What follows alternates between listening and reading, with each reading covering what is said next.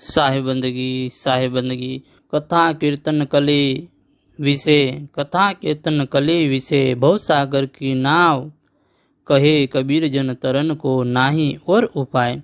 सदगुरु कबीर साहेब धनी धर्मदास साहेब ने कहे छे कि हे धर्मदास जी, उत्तम कथा उत्तम वस्तुनु गुणनु कीर्तन અને કર્તાની કથા આ કલયુગમાં ભવસાગર તારવા માટે નાવ રૂપ છે।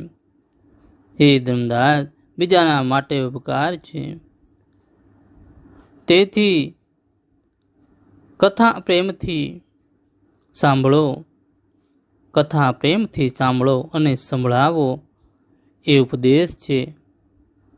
હે ધર્મદાસ, સદગુરુ કબીર સાહેબ કહે છે કે આ સંસારમાંથી મનુષ્યને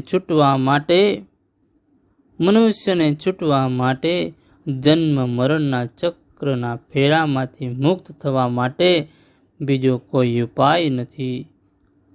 સાહેબંદગી સાહેબ।